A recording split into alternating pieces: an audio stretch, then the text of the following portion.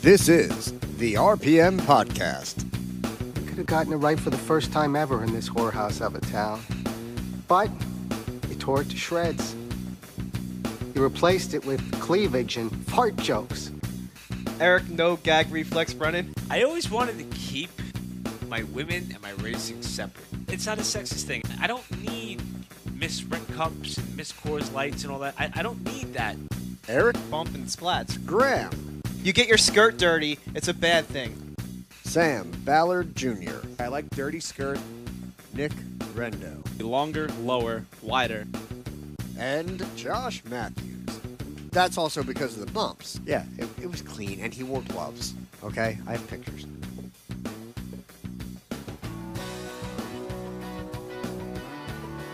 Welcome back, everybody, to, I think we're on episode 90, Josh? Is that what it is? I think it's 89. 89? All right, one away. Well, that's what I have Well, in the document. welcome I could count. I might not know how to count. Well, my bad, Josh. It's been a long week. I am here with Scott Riggleman, Josh Matthews, and Tim Riggleman. We got a packed house, packed porch, minus a lot of luggage, and Eric Brennan.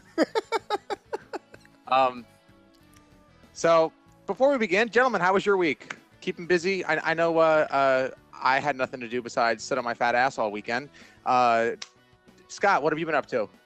I just been, we had my dad's memorial service on Saturday. That went well. I did watch the Atlanta race on Sunday while I was working on my race car. The rain delay actually worked out good for me because I worked on my race car, and then when we were pretty much done what we had to do that day on the car, I came in the house and watched the race. I was kind of glad there was a rain delay, and I enjoyed the race, and I was glad that the race made it to the checker flag without losing any laps. It's funny because and my biggest criticism of NASCAR for the weekend, I think, would be that, yeah, we're going to move the race up an hour to avoid the rain. Never mind, we're going to start an hour and a half late. Yeah, I didn't catch that. They didn't start an hour early? They moved the start time, and then it rained, and then it so they end up waiting it out and then drying the track. So they can't control that, right? No. Right. I just found it funny that they tried to move it up an hour and then ended up being late anyway. So they made all those people come out there early to be late. To sit in the rain, yeah.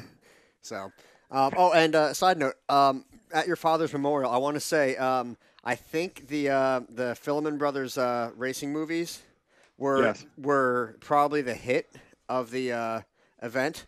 I got stuck watching those old races. I mean, I know they weren't factory stocks at the time, but essentially, like the factory stocks. And Whitey Miller, myself, I think Jeff Gravatt was watching them for a little while. Earl Krause. Whitey was actually in some of those old videos. Yeah. And then who else? I think we had Gary Larson, Scott Marr. Scott was also in those old videos. Oh wow. I just got stuck and mesmerized watching them, and the car counts were. I mean, it looked like they had 30-something cars out there. Yeah. In some of those, and that was just incredible to see, and to know that your dad had been part of that. And personally, I also loved his old fire suit that you had hanging up there. That I know we're already getting off our show list and we didn't even start yet, but real quick, that fire suit wasn't ours. We didn't have that fire suit. Nick Marcigliano, that used to race with my father, he showed up at the viewing with the fire suit. He said, "Hey Scott, I got your dad's old fire suit. I actually bought it off him when I was racing. I bought it off him for like $20 and I still have it." So he bought it to the viewing, so we hung it up. It was great. It was really cool. Real quick on the fire suit and helmet, Ray Shea from the Garden State Vintage Club car club was there, and he's the guy that runs the museum at Wall Stadium. And we talked to him at the viewing, or the memorial service, I should say. And Ray's going to display my father's helmet and fire suit in the museum at Wall Stadium this year. So that's really cool. That's wonderful awesome news. Yeah, that's actually really cool because they have some great stuff in there and tons of old photos. And I think it'd be great to have your part of your personal history in there. And just real quick before we get to the national stuff, Josh, I do have that video that the Filliman Brothers was showing at the and everybody does want to see it.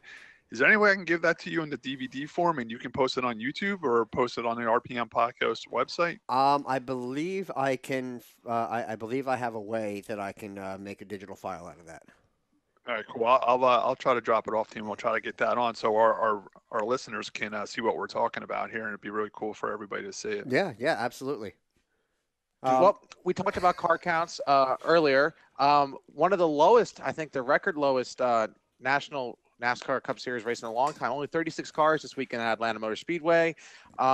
Pretty busy weekend. They had a double header weekend Saturday, or double header weekend event on Saturday. Yes, with the Xfinity Series and the Truck Series.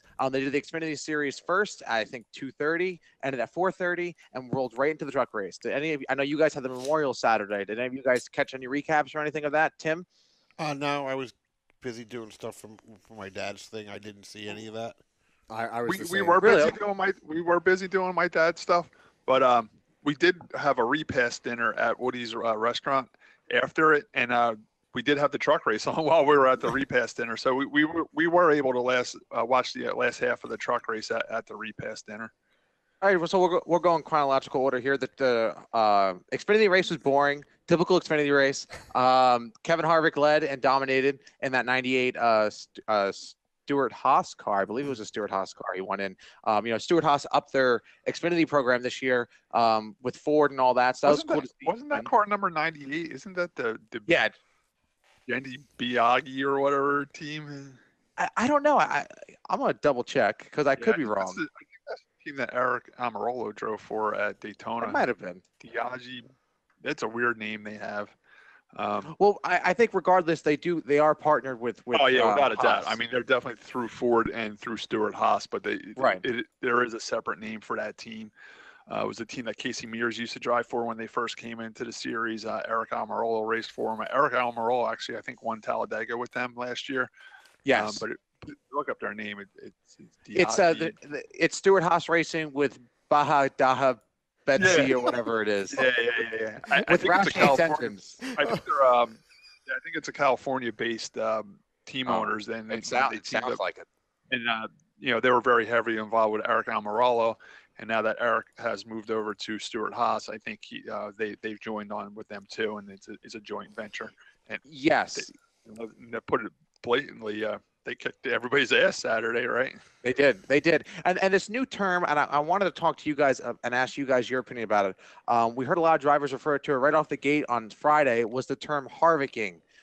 It seemed more than ever this Atlanta race, they were focused more on getting the cars to turn and grip towards that bottom of that white line. Thoughts of how you guys, product racing wise, was it good? Were you guys happy with it? Do you miss that Kyle Larson, high, wide, and handsome outside lane in the bottom working? I mean, what do you guys think? I want to know the reasoning for that. Is it because of how bumpy the track is? Is it because of this whole repave issue that's coming up, or like what's the point? I mean, yeah, we know the shortest way around the track, sure, but right. Well, I think the issue is, and Josh, you brought a good point, that the track was looking at being repaid for this race, and they pushed it back. And I think after this weekend and Kevin Harvick kicking everyone's butt, I think now they realize they have to repave the track. So I don't know if that's a good thing, bad thing. We know how new tracks are when they're repaved. Even look at Pocono. I remember Pocono back in the day. We had that big, landing strip going in turn 3 there, and how awful that was for like 2 or 3 years because that's all where they would run. There would be no racing on the bottom of the track. So it takes a while. But I don't remember ever. When I watched the race, I know Harvick had the fast setup down at the bottom there, and he was really hooking the line well and turning well. But there was also people on the in the middle and on the top of the track running very well. Right. I just think Harvick in general had him covered that day. I don't care if it was old asphalt or new asphalt. Harvick was going to win that race, just because Harvick dominated that race and he used the lower line. I don't think it was a one-lane track at all. I just think that was where his car was working great, and he made it work for his team and his car, and they won the race. I don't think I would rush to repave the track only because Kevin Harvick killed him there, Well, I think they mentioned it prior, but I think this is more of a turning head notice of saying, hey, maybe, the repave should happen sooner than later. What really made me nervous was, last year they were going to repave the track because they were worried about the track itself falling apart.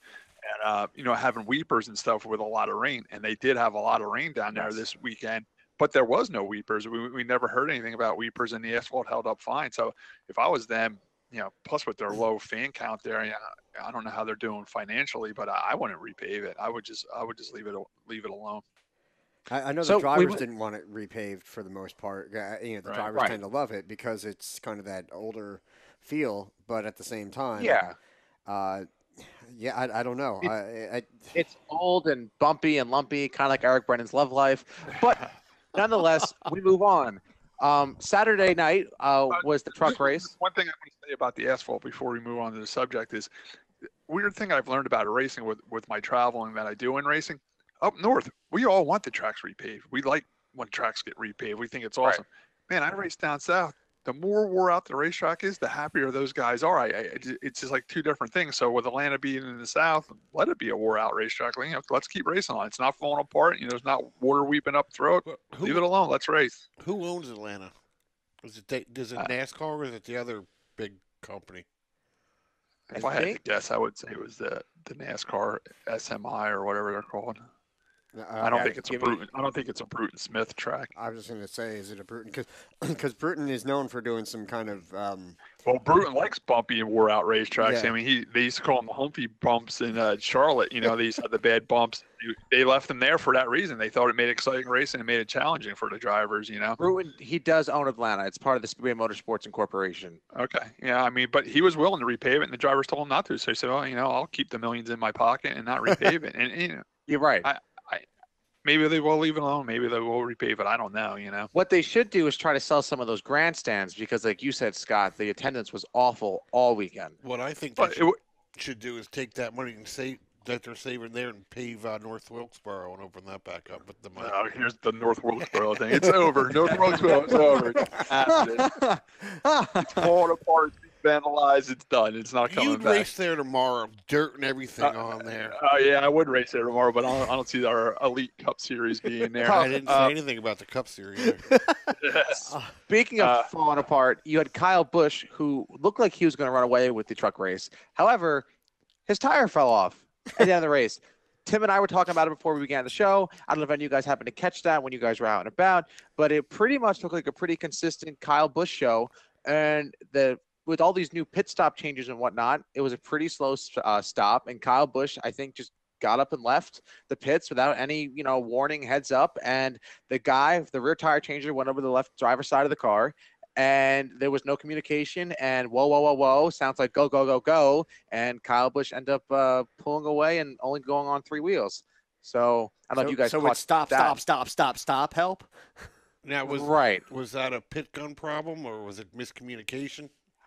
I think the initial problem with the stop was with the air gun. However, I think it was miscommunication on the crew chief's end saying, "Whoa, Kyle, you need to check up before you wreck yourself." And he did. That sounds like well, I mean, you had that was it Briscoe that had the wheel come off at Dover in the truck? That was Kyle Busch. Oh, yeah. I believe it was, Josh. Yeah, and then you had another one. I think it was Kyle Busch had it also happen that same weekend in the it was it Xfinity Cup at that point. Yeah. So it was a cup race. Yeah. I don't know. I mean, yeah, it had to have been at some point a miscommunication with somebody because basically the rear tire changer was doing his job, especially if it was supposed to be already a 4-tire stop. And yes, the problem was elsewhere, and then the communication failure just led to him saying, "Oh, screw it, I'm going to go," and not being any of the why. He didn't know. Right. Well, I mean, I think we all know how communication and how a lot of problems are around with communication, and especially when you're on. Nice job, Josh. When you're on when you're on the podcast, when you're on the pit box, and I'm sure Tim, the spotter has to play some form of role, but when that driver goes down pit road, Tim, you kind of wipe your hands with him, do you not, or are you there in his ear? That's actually a good question. Usually when the first thing is the crew chief keeps telling me, let me know when the pit road's open, let me know when the pit's road open, and I do that, and I'll say, okay, guys, pit road's open, pit this time, come in, and then I'll count them down from usually like 7, 6, 5, 4, 3, 2, 1, stop, and then I'm quiet. And then our crew chief now, he says go, and then after that I say, you're clear to the end or whatever. So there is. Usually the sign for the driver to go is when the jack drops down. So the jack guy Right. usually watches to make sure all the lugs are tight. Then he drops the Right. truck down in this case. And then as soon as the truck drops, they take off. So the jack man might have dropped it early, and then they said, whoa, whoa, whoa, and Kyle pulled out Right. anyway. Because Right. in his mind, as soon as that truck hits the ground, he's gone. Right. Basically, Right. we'd have to watch it from kind of his view with the audio synced properly from the radio or something. But we'll see that. How did Kyle take it on the radio? Usually Kyle gets pretty upset, and he's a pretty passionate guy. We were at my father's dinner, so we couldn't hear the TV, but we can see it. Was he freaking out? It's something, Scott. They mentioned to him that Kyle Busch has never won a truck race at Atlanta in his own truck. I believe he was racing for Billy Ballou when he won those races in Atlanta. And Kyle Busch really stressed how important it is not only to get his win count up in his own truck, but also at Atlanta, because I guess he really likes that track. And I mean, he didn't really seem to be Kyle Busch about it, but he wasn't happy about it. I don't know. Somebody's getting fired at the end of the day. Yeah. Right. Right. So speaking of driver's view, I don't know if you guys didn't catch it, but they were interviewing Kevin Harvick. They do that after each segment during the Xfinity race, and Kevin Harvick was probably the most relaxed I've seen any driver in the cockpit of the car. He was dancing. He knew the camera was on him, and he was like flexing how just to be a jackass. And it was really cool to see, because Kevin Harvick, to guys like me, came off as more relatable. And Scott, you being a driver, and Josh, you being a driver, I don't know is that easy to do, to be able to play it off of staying calm? Was he just playing for the cameras, or do you think he was just naturally just a mellow guy like that, Scott? No, he was probably definitely playing it for the cameras, having some fun with the cameras. The reason he's calm, it was a nationwide race. I mean, an Xfinity race, what's he got to lose? It's not his bread and butter. The Sunday racing is his bread and butter. He's there to race Xfinity to have some fun and make a little money and win some races. And he probably felt that he had it locked up, and he was having a good time with it. And worst comes to worst, if he doesn't win it, who cares? He's not racing for points anyway. So I'm glad to see he was having fun in a race car. You're supposed to have fun in a race car. So good for Kevin Harvick. I mean, I know Josh has fun in the car because he tries to hit me every time he goes out on the racetrack. Yeah. Well, and sometimes when you do goof off in the car and have fun a little bit, you take the pressure off yourself. What else you can do? Think and stress over what's going to happen. You just go out and have some fun and clear your head a little bit and race. Kevin's a very talented guy, and when the green flags drop, he's going to be all business. So if he's having fun under caution, let him have fun under caution. I remember Dale Earnhardt running it up and hitting the pace cars and stuff like that, having fun under caution. So it's good to see these guys having fun again. Yeah, I agree, because you're in the moment when you're in the car, or especially down on the track, and you get a minute under caution. Especially after something, I've pulled up beside somebody, and you wave at each other or give them a thumbs up. There have been even times, say a red flag, you park next to somebody, and it's hard to hear, but every once in a while you can yell to each other about something, and like, oh, did you see it? No, what happened? Just.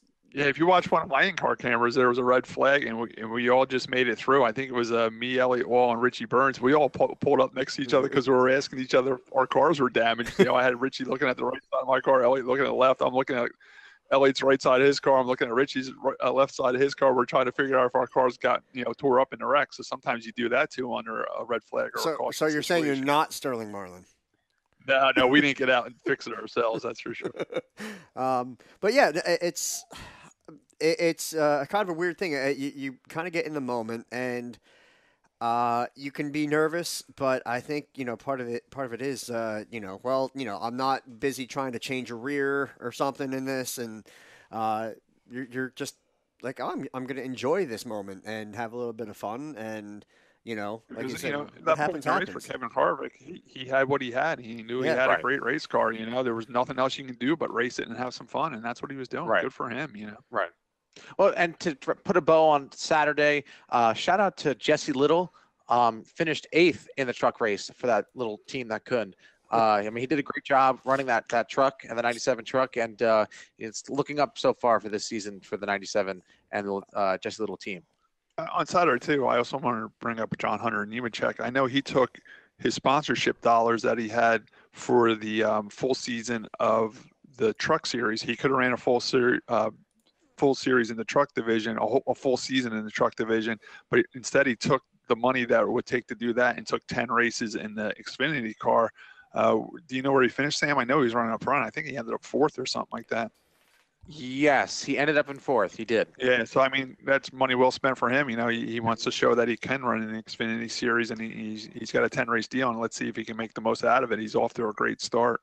And it's funny, real quick, it's funny you mentioned that, Scott, because, you know, that 42 car in Chip Ganassi, I mean, Ganassi's trying to find talent. You know, I mean, he picked out really good talent in Kyle Larson. I mean, McMurray is a consistent guy, but how much longer is he going to be around? So, I mean, I think as much as it does benefit John Hunter, I think it also benefits Chip Ganassi to field a young guy like I mean, this could be an owner-driver combination that we can watch win races in the future, and it's good to see him teaming up this early. And on top of that, it's a plus to see Joe Nemechek still racing. You know, I mean, doing great. It was wheeling that car. You know, He finished 12th. He finished 12th on Saturday. I love Joe Nemechek, and I love that he put together with his son, and I love seeing fathers and sons racing together. But when you meet Joe Nemechek, man, he does not look like a race car driver. You know, he just doesn't have that natural look of a race car driver. But, you know, he's a racer. He's a true racer. He's been doing it forever. So what would you expect his occupation to be if not race car driver? I'm just curious. School teacher, maybe. I don't know. You know, accountant. Yeah, slumlord. I don't know. And he just. Electrician in New York City with Eric Brennan, maybe. I don't know. But at least he has hair. Race car driver, but he gets it done behind the wheel. And I'm not even saying because he's older now. I mean, even when he was younger, driving for Hendrick and all those teams, he just never had that look, but he was always the top runner. You know? Sam, before we get off the truck race, how did Spencer Davis end up? Spencer Davis had a pretty I watched him in qualifying because I'm a loser. I watched qualifying. He ended up 13th in that 51 truck. It was a good day for him in Spencer Davis. He had a great qualifying run. In fact, he had the pole up until I want to say, I mean, he qualified 4th. So the last 3 guys came out. He was looking real strong, real strong in that race. I don't know if you know Spencer or not, but he's a good kid. I don't. Is he one of the local guys, Tim? No, he's a Georgia guy, right? Tim? Dawsonville, Georgia, but he raced modifieds for a little bit. And drove for Hillbilly Racing, right? The 79 and car. Then he drove for Danny Watts. He still drives for Danny a little. He drove for Danny at Smyrna in the K&N car. Danny Watts. He's from Dawsonville, Georgia. And I did hear an interview with Chase Elliott, and Chase Elliott was saying, giving him, praise that he did very well on that truck and that he raced great. And Chase was saying that he has raced with Spencer in the late model days and stuff like that, but he doesn't know Spencer personally, even though they're from the same town. But he was talking very good about Spencer. Tim, isn't Spencer Davis's family involved in the poultry industry? Yeah, the best way I can explain it is somebody in his family, I think it was his grandfather, kind of developed the machine that takes a live chicken and spits it out the other end where it's ready to be feathers it and skins it and all that stuff. Yeah, like I said, Spencer's deep here, guys. I got to know him. He's a good kid. He actually gives me support for the Twins to race at the Sunday Series. And whenever all right, Tim, name dropping, we like that. And it's funny, whenever he sends me stuff package wise, it's the tape on it says like Davis Poultry equipment. I tell him all the time. So the UPS guy must think I'm killing chickens in my backyard. I'm coming over to Tim's house. All right, so Brett Moffitt won the race. Brett Moffitt was driving the truck that Ryan Truex drove last year. Right. That team's been around a long time. It was great seeing them get a win. And Brett Moffitt had a great restart and took the lead, and he went up and took that win, and good for him. He's doing a great job getting his wins last minute and just screwing the competition over, because he did the same thing at Michigan. I believe it was a few years ago, 2-3 years ago, when he jumped on the outside and for Red Horse Racing, and he just drove away with it. I mean, it was a fantastic, like you said, Scott, fantastic restart, and he did what he had to do. How did and Brett Moffitt's one of the guys that didn't have a ride in the beginning of the year. He got that deal late when Ryan Truex told him he wasn't coming back and he was going to drive for the Leaf Filter team, the 11 car, in the Xfinity Series. So it was great for Brett to get plugged into that truck and for them to win already. I mean, second race in and they already have a win. Good for them. Yep. I'm always afraid of when you get that first win, especially early, that it gives people hope, which is fine. But now you have these expectations, and not that you don't want to win, but Like, you know what I'm could be getting like- at? You could be like John West Talent and just wreck everything. And so when you finish top 20, you're like, yes, yes, love the car home. Well, all right, I don't want to wreck all the time, but like I like where all right, Josh finishes the races. Oh wow, fifth. What a good night for him. He's doing well. I got a little funny side John West Townley story, and here we go on another Scott Riggleman story. But me and Nancy dated for a good 12 or 13 years before we even got engaged, and I told her I thought this was a safe bet. But I told her, I said, listen, I'll get engaged to you when John West Townley wins a race. And sure enough, that night, I think we were even at the Wall Stadium banquet. He won an ARCA race, so then I'm like, oh, now we got to get engaged. So that was my funny John West Townley story. But is that the reason? Yeah. So that was the not the reason we got engaged, but the reason I had to get engaged. That it happened when it happened. But with John West Townley, I kind of miss him. I thought he was exciting to watch. He was if there was time to go 4 wide, he would stick it 4 wide. He didn't care if he was going to wreck or not. He would go for it, But he did tear up a lot of equipment. I'll never forget the time someone gave him a chance. I think it was Go Fast Racing gave him a chance to race the Cup race at Pocono. He went out for his first practice lap. He didn't even get up to speed yet. He wrecked coming off turn 1 on the Long Pond straightaway. He didn't even make it a full lap, and that was it. They put somebody else in the car that day. I miss John West. I'm sure he's working at what was it? The Zaxby's down by Sam Ballard's college down there somewhere. I'll tell you what, Zaxby's is great chicken. They got that. It is great chicken. Before I had this sauce. Yeah, before I had the sleeve surgery when I was in the South, we would stop at Zaxby's, and I like how they served it Southern style. Like whatever you got was served on like a piece of white bread or something like that. It was definitely good food. We definitely supported Zaxby's. So I'm going to say John West is probably still iRacing. So he's lasting longer than Scott Speed. Maybe he's going up against Eric Brennan. Maybe Eric Brennan's iRacing right now. Yeah. Speaking of iRacing. I'm not touching that there. To get off of chicken and getting towards more Kevin Harvick racing on Sunday, Kevin Harvick whipped everyone's ass again on Sunday. After 17 years of winning his first ever race in tribute of Dale Earnhardt Sr., he bookended the weekend with a checker flag on Sunday. Did you guys get to catch the race at all, or are you too busy killing chickens? Definitely watched the race. How did Jesse Little do in the truck race, Sam? He finished 8th. That's actually pretty respectable. I mean, because it is I love the truck series. I do. I know you have some underfunded teams and whatnot out there, and then you have. What? It's mainly underfunded teams. There's only a few big teams left in that division. So by saying Jesse Little's one of an underfunded team, most of them are, and he did very well with a top 10 finish. No promises, but Jesse Little does go to my school. I'm doing everything I can to our listeners to get Jesse Little, son of Chad Little, on the show. Just promising that Eric Brennan won't be hosting that night, and it's golden, and it'll start on time as long as you don't have to run on any emergency bailouts either, so we can't blame that on Eric Brennan. Sam in true Eric Brennan fashion had to run out and come back late. My friends. What about these friends here? Sam, I don't know. I low key made a Zaxby's run on the way out. That's what I did.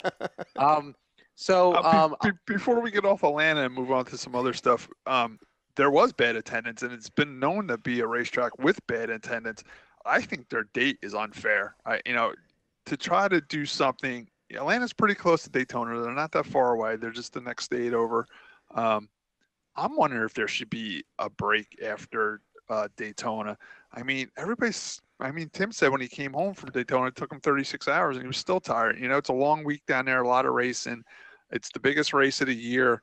I think Atlanta gets overlooked. Do you guys think they should take a week off after speed weeks and then regroup, then go to Atlanta and then hit the West Coast, or they should move Atlanta to a different date? I actually would be totally for that, because like you said, it's the first race, and it's such a long week. It's such a big deal, and you know how you have to kind of work back into it as well. I mean, it's like coming back from vacation, for a lot of people, and then it's almost like they say to Atlanta, you take this date or you get nothing, and then they blame Atlanta for not having good crowds. I just think it's a bad date. I think honestly, I think it's the worst date on the schedule. If I was a track owner, I would not want that date. And some people say, "Oh no, it's a great date because you build momentum from such a big race." I just think people have a Daytona hangover and they're not ready for a race coming that weekend. You're right, Scott. What they should do is take a break or go to Las Vegas right away. I mean, how cool would that be? You know, you go to our biggest race of the year, and then you take a week off, and then you get the West Coast fans over in Las Vegas, and you run that West Coast swing right away. Back, exactly. West Coast swing. I would do the West Coast swing. Sonoma instead of Las Vegas. I think that's a good point, though, because let's face it, somebody from California is not going to drive to Daytona, but somebody from Georgia will. So that's a good point. Right. I think the same people that go to Daytona are the same people that go to Atlanta because they are pretty close, and I just think their money has been spent at Speed Weeks, and they're tired of racing. They got to separate those two dates. And truthfully, they're getting much more bang for their buck when they go to Daytona than Atlanta. I mean, Atlanta's a day weekend, but as you Rigglemans both know, and we all know, Speed Weeks is like a month long. It's not really a Speed Week; it's a month. What does Atlanta have? Coca-Cola factory, the airport, Jimmy Carter. Whereas Daytona, I'm not a Florida fan by any means, but I think there's a lot more to do around Daytona. With that being said, I forgot about the Coca-Cola, being the headquarters right there in Atlanta. I think Home Depot's also based in Atlanta too, right? Good, we can get parts for our house. What's that? Is Kevin Harvick a Coca-Cola driver? Did they have a driver win? I don't believe so. No, he's not a Coca-Cola driver. I don't think he is. Who was it in that Coke commercial with all the Danica and like whoever else? Like I am Coke bot taking your 2 liter when they're driving in a car. Yeah, I thought it was one of the dumbest puns ever, and I loved it so much. Coca-Cola is not on his website. However, Bush is. There's a lot of Bush on his website. Got to drink up. So I think that pretty much puts a bow on it. Atlanta. We're going from A-Town down to some of the local stuff and some of the Halo stuff. Do you guys have anything else you want to add before I close this segment? Well, did we talk about? I want to talk about the crew members that were moonlighting and got suspended. I didn't hear about that. Yeah, what Josh is talking about is sometimes crew members pick up jobs with other series and other divisions to make extra money while they're at. They could be a crew tire changer, and they can be asked to go over to the Xfinity side or the truck race, and they can make a couple extra $100, going over the wall and pitting trucks. But the problem is if they do something wrong and our crew chief or something found illegal on the car and they get suspended, do they get suspended from the Cup side? I know a couple of years they would, but I think they're starting to change that rule a little bit where you only get in trouble in the division that you actually got caught with the infraction in. Now, well, I think. Go ahead, Sam. I'm sorry, Josh. I think that's part of the issue. For example, Brad Keselowski Racing had a lot of issues with his pit crew last year, and Brad Keselowski said, this is a lower tier NASCAR team. I'm trying to train these guys to be a Cup team one day, but I can't be doing that, and I can't be losing races on pit road when you have guys like Kyle Busch Racing, Thor Sport, even I'm sure Morgan Shepherd had guys racing, pitting his car that pitted Cup teams. It's just such a huge gap, and it's really a huge disadvantage for that side of the competition. So what are you saying, that you feel that if you're a Cup tire changer, you shouldn't be allowed to do the other moonlighting jobs to make it better? I don't personally think so, but I do think if I wanted to get a job working in the pits, I think it's very hard to compete with guys like the Cup guys who have the training, have the knowledge, the muscle memory, the knowing what needs to get done on pit road compared to a guy like me who wants to do it. And I'm not saying I want to do it. Well, but I think in that general. Actually, I mean, really, even if you were willing essentially to do it for free for, again, we go to these underfunded teams who are like, yeah, man, if you'll do this and help us out for free, sure. Because they're going to take longer pit stops anyway, most likely, and then they can save that money. Whereas some of these other guys might be looking at just for more experience and more, more times to exercise that, their routine. Because I mean, the air guns are going to be the same for everyone, right? Now it is. Yeah, exactly. So I mean, it maybe I don't. I think the suspension issue though is that. I think it should be case by case and say, all right, look, if you were caught doing, let's say it was something kind of minor or it was an accident or it's just a penalty for the team and you have to lose a crew member, whether it be a tire change, whatever, like you have to pick, pick whoever you're going to pick, and you're going to lose a team member or whatever for a couple races. It should. I think it should be from series to series. If you got in trouble in the Xfinity series, then you're suspended from the Xfinity series, but you can go over to the Cup series. Yeah, that's what I'm getting at. But if there was something severe that, endangered somebody's life, and you need to be punished as an individual. Test. If you fail the drug test, then you're out in all the divisions, exactly. You know what I'm saying? Exactly. I was going long-winded on it, but Scott, you nailed it exactly. Besides the guys, they had a lot of air gun issues on pit road. I don't know if you guys heard anything about that, but with these, Josh, you mentioned this new air gun policy. A lot of these guys. Stupid. It is so stupid. Yeah. NASCAR is pretty much castrating these guys' ability to do well on the pits. Go ahead, Scott. Yeah, yes and no. They're all. By them having the same air guns, everybody having the same air guns, it comes down to the ability of the human factor and the crew member, because before the Gibbs were beating them not only because their guys were better, it's because their guns were better, So now I think by them all having the same gun, it shows who the fast guys are, because it's not the gun doing the work, it's actually the human being behind it doing the work. But with that being said, with NASCAR having problems with their guns, it's a work in progress. They're gonna have to work it out a little bit. In essence, NASCAR, kind of a sport that's supported by the NRA, was blaming the gun.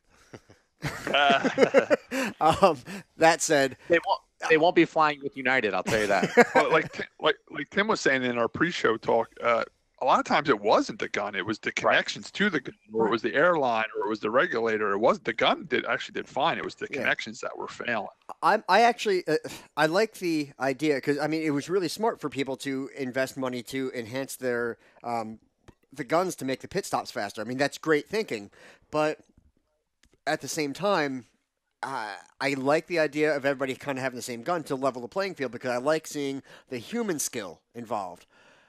That's what I liked about the IROC series was, you're supposed to have the same equipment. Now it's up to the driver to prove himself. I think the series was unfair as to what tracks they were using, because, it clearly favored, oval track guys. But as far as getting everyone to agree on what gun, what are you going to do? Send everybody to Harbor Freight? Yeah, right, now it's up to how fast you can change the air gun with the and the problem is too, if they did even go to like a spec gun and still let you buy your own guns and bring your own guns to the track, these guys would be taking these guns apart and making them better. Of course. So NASCAR does have a good idea, but it's going to take a little time to work it out. To tweak it. Well, like I was said when I was driving down here, Kevin Harvick was talking about it on his show. Now, mind you, he was happy because he just won both races this weekend, and his gun didn't fail. So he had a gun fail. He had a gun fail this weekend, but he said he goes back when he owned his own team. They had 2 engineers that did nothing but work on air guns, right? Yeah, and I remember hearing an interview last year at Gibbs. They were interviewing the pit gun engineer.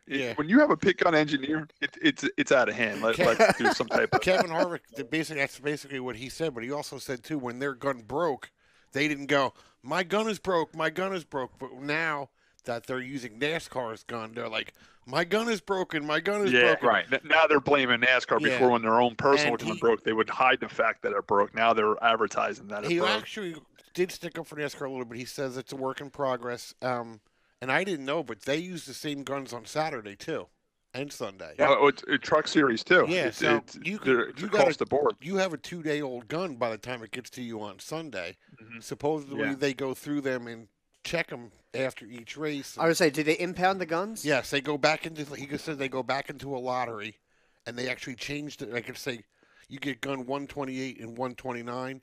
They actually changed the numbers on the gun and put them all back in, so nobody knows exactly what they're getting, because they're supposed to be all the same. Okay, so so then I guess the question is, do you try messing with the gun and making it worse or better in hopes that you get it again? Well, that's why they changed the number. That's why they changed the number, because if But if you make it worse, I don't know. It'll get figured out. It's going to take a couple races.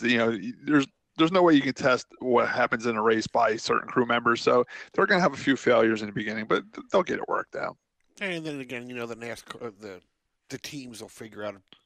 They'll just figure out something else to make it faster. They'll figure. But to tell you the truth, I don't think it's the gun slowing down the pit stops right now. You got to remember, they took a guy away, went from 7 crew members to 6. So that's what's really slowing the stops down. Oh, yeah, Right. and yeah, I absolutely agree. It's missing it's the missing man basically. But I don't mind it because it hurts everyone across the board. So Yeah. that's kind of don't like mind it either. if you allowed checking in basketball, it would affect the scores would drop on both sides, and it would be enjoyable to watch for once. So And to tell you the truth, from a fan point of view, and watching the pit stops, they don't look slower to me. I mean, you don't notice by the naked eye, you don't notice it. It's a couple seconds, but all that does is allow the pit reporters, a little more time instead of going down and away. Yeah. So Let's face it, the pit stops were getting too fast. What were they getting down to, like 11 seconds or 12 seconds? Yes. That's crazy. Yeah, they were sub 12. They were talking about making it similar to open wheel. Speaking of open wheel, when we come back from the RPM podcast, we got hot dogs and halos on tap. Stay tuned, and we'll see you on the other side. Protests are awesome when you're a race director.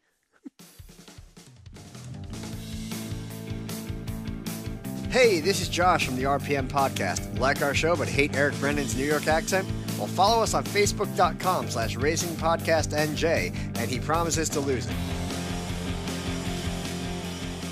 I mean, we've gotten a lot of likes on Facebook. We lost Eric Brennan. This is fantastic.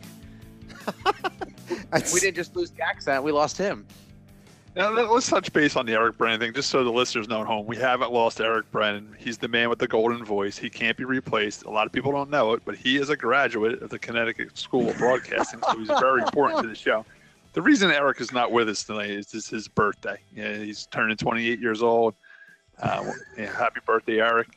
As I say this, I just picture him and his family at their Staten Island home, sitting around the table, singing happy birthday, and probably cutting up He's like, hey, mother, pass me a piece of cake. Or a Cookie Puss ice cream cake from Carvel or something like that, and singing happy birthday. Happy birthday, Eric. We'll see you next Tuesday. Oh, yeah. And if we don't, we're taking applications for any host for the RPM podcast, but you have to be a graduate from the Boston or where did he graduate? The Connecticut School of Broadcasting. Oh my God! I think Ted Grows up to the task. Ted Grow would be great. I mean, I think Sam's doing a great job in Eric's absence, but Eric has the golden voice. We need him on the show. Happy birthday, Eric! Enjoy your day off. Ted Grow would definitely grow in our listeners.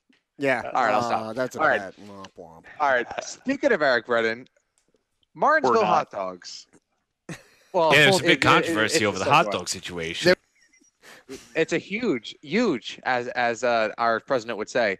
They dropped Smithfield. Josh, I think that clip is like 2 years old. I think we were talking about this very situation. Yes. 2 years ago. So they switched from Smithfield to Jones. It's not Jones. Yeah, originally it was Jesse Jones, and they switched to Smithfield for 2 years. Now they're switching back to Jesse Jones hot dogs. So does this have to do with Smithfield and Almirola, or was it? I mean, I'm sure it's some type of sponsorship thing where they're not sponsoring something now, so they switch. Or did they get to some Jesse bad Jones Yelp reviews? No, you know what? When they did switch from Jesse Jones to Smithfield, there was a lot of people complaining because it was such a traditional hot dog there. Yeah. But the hot dog that Smithfield showed up with was identical. They said they really taste-wise, and no one really complained once they had them, and they said they were exactly the same. That's so like I don't all think the that's a problem. F1 fans that are complaining about the halo because it's not tradition. Yeah, well, exactly. That's what it is. But once they did taste hot dog, people really stopped complaining. But I'm sure it's a business thing why they're switching back to Jesse Jones hot dogs. I'm glad to see him switch back too. Oh, I agree. Support local. I mean, it's a local thing, and people are used to it, whatever. But I don't understand how you really could taste the difference. The fully loaded hot dog has chili, coleslaw, mustard, and onions on a steamed bun. I think if you put that on a pile of dog poop, it would probably taste pretty good. It's so smarter than what other stuff that the hot dog's almost like a byproduct of the sandwich you're eating. Right. Tim, you're a long-time experienced spotter. Go to the fat guy with the hot dogs. Go ahead. Oh, no. Yeah. Just popped in there. Physique sitting over there, you have a very large lunch muscle. Maybe you could, maybe you ate Martinsville hot dogs in your. All right, Skinny. Go ahead, Sam. Go ahead with your question. Have you had a Martinsville hot dog? Have I had one? I've had very many Martinsville hot dogs. How would you get them prepared? Would you get the traditional Martinsville hot dog that Sam just listed, or did you get it, just with like mustard? No, you got to like get that? the traditional one. I would get. Okay. What is a traditional one? Just like Sam said, coleslaw. Wait, that's traditional? Yeah, that's the way. Oh, I thought it was gonna be like you have like here's your Eric Brennan style plain hot dog. Well, you can get a plain, but if you go up to the concession stand and say, "I want a Martinsville hot dog," Tim, explain what it comes with. Eric, Sam just did that. Sam. Chili. Coleslaw, chili. He just insulted you, Sam. He called you Eric. I'm sorry. Say it one more time, Sam, because it keeps getting blurted out. The recipe of the traditional Martinsville hot dog. Oh, it's like the Krusty Krab formula. Chili, coleslaw, mustard, onions on a steamed bun. What the hell is a steamed bun? It's when they soften the bun up in a steamer. You kind of like White Castle. How White Castle hamburgers are steamed. It just softens the bun up and makes it moist. I have a clip. Go ahead. Go ahead. Just ignore me. So to answer your question, yes, I usually get 4 at a time when I go there. Tim, can I ask you something? Because we have folks, for people who are listening at home, we have no open wheel stuff to talk about right now, and obviously, I think the hot dogs rank the halo anyway, any day over the week. Tim, do people really eat these hot dogs like 6 a.m., 7 a.m. when the track opens? Yeah, they do. That's insane. Yeah, I don't usually get there till lunchtime, so. But and if I remember right, a long time ago, NASCAR stories. They changed that a long time ago, and the head of NASCAR, I guess was Bill France at the time, told Clay Earls, like, you need to fix this hot dog situation. Like, you have to have these hot dogs here. And then ever since then, it's been tradition.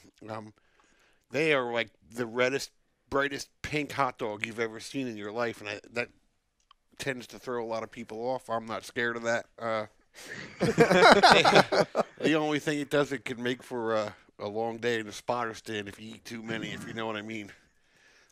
So. Now, Tim, aren't they fairly priced too? Isn't it like one of the cheaper foods you can buy? Aren't they like $2 a piece or something like that? Yeah, $2 or something. $4, 2 for $4 or something like that. I did find the clip. I'm gonna play it real quick. I don't like buns. I found that I had to play it. So well, it's tradition too. Like you go to Martinsville, you got to get a hot dog. You go to South Boston Speedway, you got to get a fried bologna sandwich. It's just part of the gig, Right. And for our listeners who actually care, they do have the recipe on their website, martinsvillespeedway.com. Go check it out. I mean, your hot dogs won't be lonely anymore. You have a lot to gargle it down with. Well, I have a quick story about that. Back in the day when I first started going there with John, I'm in the back and behind the concession stand looking like for the coleslaw box to figure out what kind of coleslaw they use so I can go to the grocery store and buy it. John's like, "What are you doing? Digging through the garbage?" I'm like, "I'm trying to find that secret recipe, boy. I need to know exactly what they're using." And I figured it out, and I went to the grocery store, got all that stuff one time, and bought it home. But yeah, did it work out? Yeah, they weren't as it's like anything else. It wasn't as good. Didn't have the bun steamer. But then got to borrow Eric Brennan's. Another time when I went down there, I had a camper at one time. I had a refrigerator and a freezer. And my dad, like, Martinsville hot dog. I always want to try Martinsville. And we were lucky enough, me and Scott, Jerry Connor used to take us down there when we were little. So going to Martinsville was never that big a deal. We always went there. So when I got the camper, it was the end of the day. And they were like, hot dogs in the grandstands or buy one, get one free. So I bought like 10 of them. And I put them in the refrigerator, and we were literally getting into the camper and driving home. So they were in the camper for 8 hours, but then I gave them to my dad, and he finally was able to get an original Martinsville hot dog. So that's good. That's awesome. And another thing, a lot of people when they go to the racetrack, like Tim says, he's buying them 4 at a time. A lot of people take count of how many they eat in the course of a weekend. And I've heard some of the NASCAR crew members saying, I had 17, I had 18, people go there and they eat hot dogs all weekend long, Well, when Eric ends up being a play-by-play announcer and he has to go to Martinsville, at least he'll be okay for that one weekend of the entire shindig. Hey, Josh. Spitters are quitters, so yes, get them all down. Oh my God.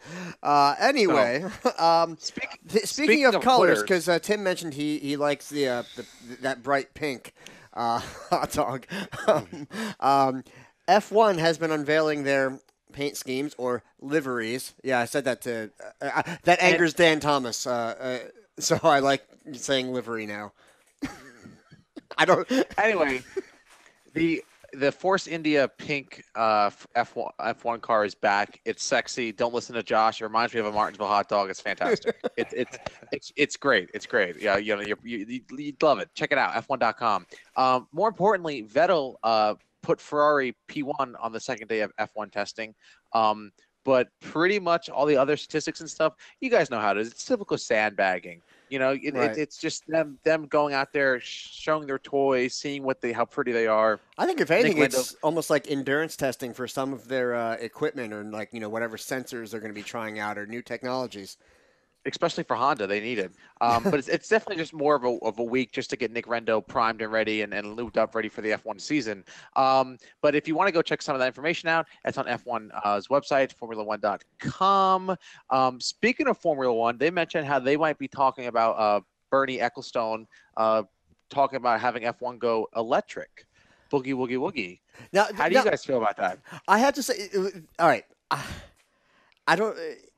Is he trying to cause problems? Because, the initial reaction is going to be no from all the fans. Now, I love Formula E, but you already have Formula E. And right. Basically part of this article was, you see all these manufacturers are jumping on board with Formula E because they have, we can develop, because everybody wants to get into the electric car market now. And it's new. Yeah, so they're going to invest in R&D, and one of the best ways to do it is racing. Because that's how, with Le Mans, all the touring cars that are the Continental Series or whatever, IMSA, that's where all this technology comes from because they can put it in, and that's going to be their car for the year. And then they can tweak and they can learn so much from it. And Formula E is kind of doing that with the electric end. And people testing out different drivetrains, different electric motors, different battery technology.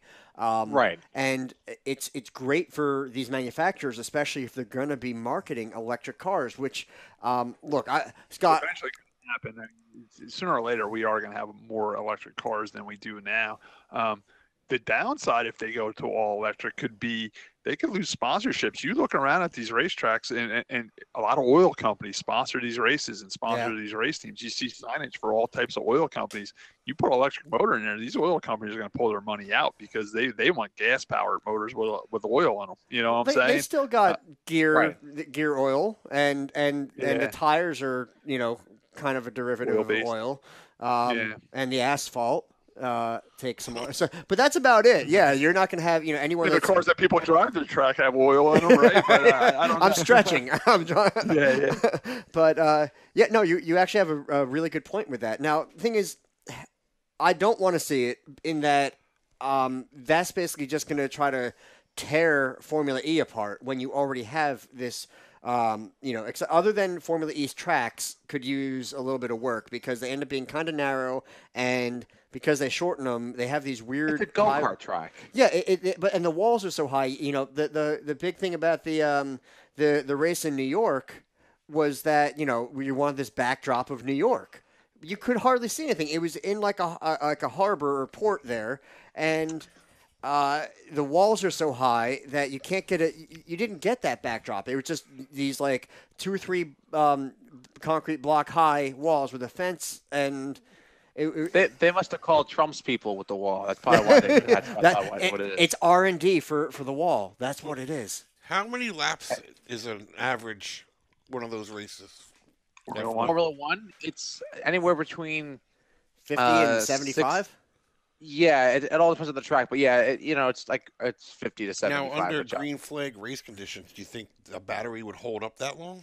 In Formula E, they change cars. They basically have a halfway point, and the cars. And sometimes, now here's the thing: it becomes kind of a fuel mileage race with electricity because if you push too hard, you can use up the battery. Right.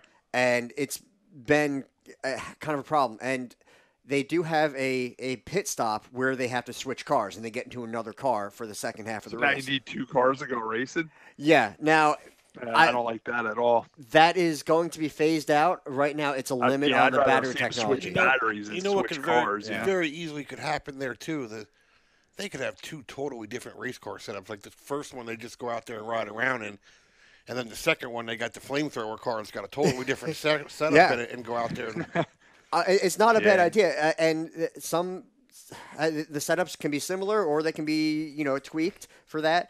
And the thing is, because safety is such a concern, they don't want a guy going out there without his belt or anything. There is a minimum pit stop time, and it will change on the track depending on the length of the pit lane and all that. But that way, they get in the car and they, no, you have to get buckled in, and so it doesn't matter because if you do it or not, you still have to wait for this minimum time, and they have somebody watching the clock, and okay, great, now you can leave, because if you leave too early, you get penalized for it. Right. So they do try to level. Josh and Sam, with that being said, going to electric compared to a gas motor, half the appeal of me going to a racetrack is the sound. I mean, the gas motors sound awesome. Do electric motors have the same type of sound, or do they? They have sound like sound? RC cars. I was going to say, oh, do they really? See, that's annoying to me. I don't like that. Yeah, it's very high pitched. Now that they do have, this technology I'm sure has been improved upon and modified in 1,000 different ways. And this goes back. You remember that show? What that MTV car show? Pimp My Ride. That's what it was. And they had this. They installed some obnoxious speakers basically under this girl's car, and it had like a stereo box, and you could change how the car would sound, and it was kind of like linked to the throttle. So as you would rev it up, it would make it sound. So you could make it sound like a big monster truck alcohol engine, or like a Ferrari or something like that. Funny. So I mean, it wouldn't be real, and that would bother me. But they could make it sound obnoxiously loud. But at that point, it's like having the idiot go down your street with his stereo pumping. well, it can't be no more annoying than listening to the announcers on that thing, because they talk horribly on there. That's probably the most American comment. Well, I take it you're not a fan of Lee Diffie. No, the Australian. You know what? No, that's not even. Back when we first started watching Daytona 500, they had that. What was that guy's name? Ken Squire. Yeah, Ken Squire, and they had the IndyCar guy on there. He used to wear the fancy. David Hobbs, I think. Yeah, it was. David Hobbs, one. The other guy used to wear the fancy hat. Mm-hmm. He actually had an AFX stock car set. I can't remember the guy's name. Okay. But no, I actually liked that. It gave it more flavor, but I don't know. I remember Lee Diffie announced 1 or 2 of the NASCAR races. I think it was last year, and the Facebook's comment. Now he's Australian, and all the people are like, "Who is this English guy talking about NASCAR? This is America." So, where's Redneck Jesus? Yeah. So that but I don't know. I mean, I think it's trying to undercut and steal people or sponsors or interest from Formula E, and I think sooner or later it's going to have to happen. Think of the technology advancements that's coming through this. Maybe I'll be able to charge my phone in the middle of the day. Maybe there'll be Wi-Fi at these racetracks now. I mean, I see where Bernie's going. I don't like the fact that he's trying to cut off the FIA, but that's Bernie. Bernie could be a jerk.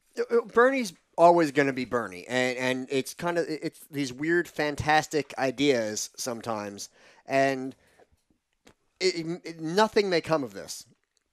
Or something could happen. I mean, it wouldn't be in the immediate future by any means. I think the guy I'm thinking about is Jackie Stewart. Was that his name?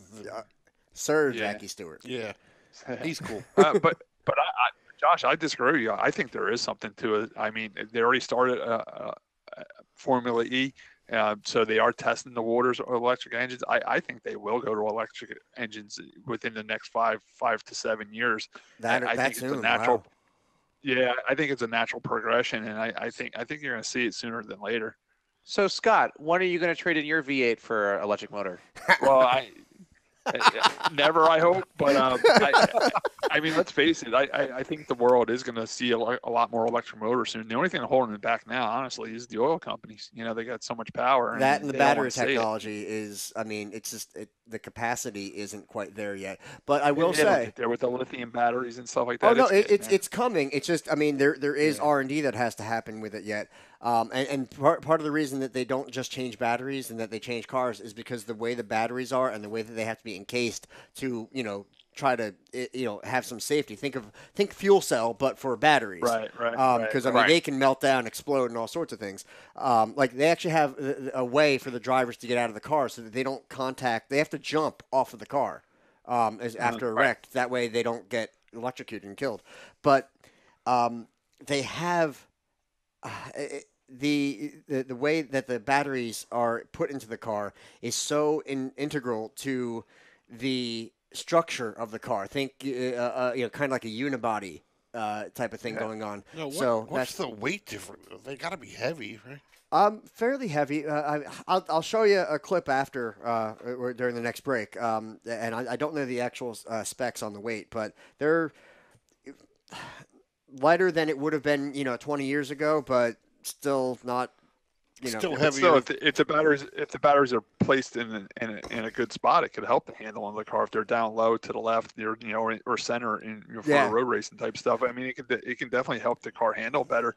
But here's another thing why I think it's going to happen sooner than later. I mean, going back to what NASCAR does, they try the spec engines in the Truck Series and the Xfinity Series before they move it to the Cup Series. Same thing they did with the composite bodies. They had them in the Truck Series and the Xfinity Series, and it's going to get moved up to the Cup Series.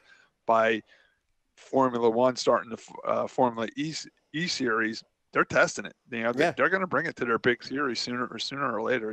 Yeah,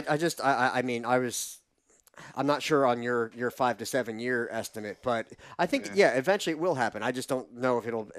For me, it's a little bit. I'd be a little shocked if it happened that quickly, but who knows? Now I will say, Formula E has some of the most competitive racing as far as open wheel. They're on street tires basically, and these guys will go side by side, and the battles. Formula One, it's like you get 3 cars in the lead lap at the end. And half the time they're nowhere near each other. These guys are battling, right to the end, and some of it is incredibly intense. And I think that's why it's one of the best series. In the series you're talking about, is there more than one manufacturer? Yes. And what's it like Ferrari and stuff, or? Sam, you might know a few of the more. There's some. I have a point to that. I just want to know. There's a few more off the wall. I think there's a couple big names that have just signed on to start manufacturing. Now, do those companies have in their everyday car, like we would drive, do they have electric cars already? Not yet. Basically, Tesla is really the only place to go. But you do have like the Prius and things like that. Yeah, that's what I'm saying. But no major. Go ahead. You have. I'm sorry, Josh. You have Renault, Dallara. Oh, thank you, Dallara. I think Lexus actually just signed to get in. I think Ferrari was looking to do something with it. You have a lot of interest from a lot of big name manufacturers. I just don't have the list in front of me. Okay, I have like 300. Now, Josh, does the Jaguar mirror the Formula One, like Xfinity mirrors Cup, like going to the same racetracks? Are they the open and act? Or are they the day before? I wish they were. I wish they should be, Scott. You should write. Okay. We should write to them. The thing is, they race on a lot of really off the wall tracks. Now they did race at Long Beach prior to the IndyCar race. Oh, cool. But they made a week. I think they basically took kind of the place of like where the celebrity race would be. Oh yeah, that Toyota celebrity race. That was trash. Hey, you leave that alone, Sam. But they shortened the circuit. They didn't run the entire track. They shortened it a little bit. They kept, of course, the front stretch, whatever. But they kind of had a cut through because of the battery life for these cars. That way they could get enough. Now laps it's all road courses for these Formula E cars. Yes. Never been on an oval track. I would love to see on an oval. Oval. Where am I? Yeah, it's. I think it's severely underrated, and a lot of the complaint is, they sound like RC cars, stuff like that. But I think the racing product, for the most part, is tremendous. So I don't know. It is going back to the Toyota celebrity race that we were just talking about. I thought that was really cool. I mean, I love watching the kid from Fresh Prince racing against Jason Priestley from Beverly Hills 90210. It was cool seeing Brandon and Fresh Prince out there battling it out. Yeah, I kind of missed the like Raven Toyota Simone did it race. once, and the fact that they put the real racers out there at the same time. I think Mike Skinner used to get into those races too with them. Well, that guy from Beverly Hills, he got banged up real bad in a race. Well, car. yeah, he thought he was a real race. You know, he goes into these celebrity races and he finishes in the top 10. Now he thinks he's a real race car driver. He started racing for real, and he ended up getting hurt really bad. He thought he was a real racer. He doesn't think that anymore, I don't think. But. Yeah, now after he bashed his face and rearranged his nose on his face, he was pretty much done racing. Not everybody's that. What's his name? Wasn't it that doctor actor guy? Patrick. Dempsey. Yeah. Not everybody can be Patrick Dempsey. Paul Newman. Yeah. There you go. That was again. There's two names out of how many that even do the celebrity Paul racing. Newman he lived in Connecticut somewhere, and he would race at Lime Rock. Yeah, he would go to Stafford and rent the track and have like Eddie Flemke bring a car from Raceworks. Yeah, and he would drive modifieds and stuff. Well, speaking of people who are out of rides, Connor Daly joins that list after he got rejected off the Amazing Race. He got a phone call within 24 hours later from AJ Foyt, and they said, "Hey, man, see you later." Not working out. It's not you, it's me. Yes, we're going electric. Dear John. Eric Brennan, you thought you had a bad day. This guy got fired twice in 24 hours. And it's not his birthday week. And he was a racer that went into acting, and he failed at both, apparently. That's being a little harsh, but yeah. I'm sorry. I'm not touching that. I'm not touching that one. Anyway, for those who know The Amazing Race, you can go check it out. I have no idea about the show, nor am I interested. I think it's like another scripted reality show or I don't know. Oh, it's like the RPM podcast, what you're telling me. Yep, exactly like the RPM podcast. You can't make this stuff up. We write a script. Yeah. Scott was saying we have our document, our basically just notes and things we want to talk about. A show. I call it a show list. You guys call it a show doc or whatever. Yeah, show sheet. This is the sheet show. Holy sheet. Just a side note, my computer's been black the whole time I'm here, so I have no idea what's going on. So I can't see it from over here. I'm sorry. I'll fix that. Anyway, I think that about wraps it for our dramatically underfunded open wheel segment. Can I real quick? It's just silly, but when I first started watching this show, what were you thinking? No, I actually like it, and my girls are really big fans, and they were actually. You were like a hidden celebrity. Alexis came over to me at my dad's thing and said, "That's the guy from the RPM podcast." I snuck in. And you guys talk about F1. You know what I know about F1? Do you remember like I don't know, you guys are younger than me, but the very first PlayStation, they had that F1 game. Okay, yeah. And then you could link the two. You could link the two PlayStations together. Oh God, yes. And we used to do it in Scott's bedroom. Scott used to get we had two TVs and two. And that guy, he was like, "He's in the kitty litter." That's when you would spin out. And stuff. My God. That's what I know about F1 racing. My wife loves when they call it a puncture. She's like, "Oh, he's got a puncture." Sam, you're laughing. You know what I'm talking about, right? The way they say I do. Cassie, we were like Chazé or something like that. Yeah, the Chazé is off. The Chazé. Like, is that a drink? There we go. Hello. Hey now. Oh, hi. How are you? Hello. Give her the headset. Give her the headset. You want to say hi, Claire? There, you can say hi. I have to go pee. This works. Oh my God. This might be the end of this. Like, hello there. All right, now that we replaced Eric Brennan as the host and we took on Sam Ballard as the host, we now have a new host. Would you like to introduce yourself? Oh, you better be careful. Great. I think Sam's going to lock the door right now to keep you in there. No. He's just going to pee. It's my birthday. Happy birthday. Well, birthday too. Look, it's her birthday and she can make it the host of the show, but Eric Brennan's birthday. Erica's going to be so upset that he missed her birthday. I brought all the candles and I was getting Sam so he can come sing happy birthday with us. Wow, those are beautiful, weird candles. My mom mailed them to me. Like, really? legitimately. And they survived the trip in the mail? Yeah, she mailed them from Amazon. She, bought them on Amazon. Oh my God, we got a party going on in this room.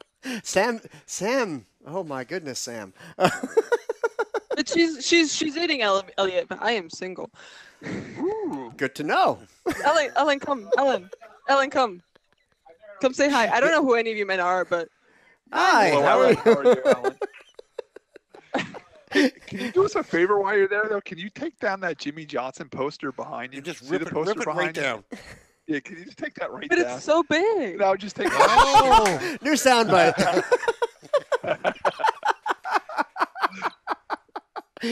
Sam's gonna listen back to this, and Sam's gonna cry when he hears this.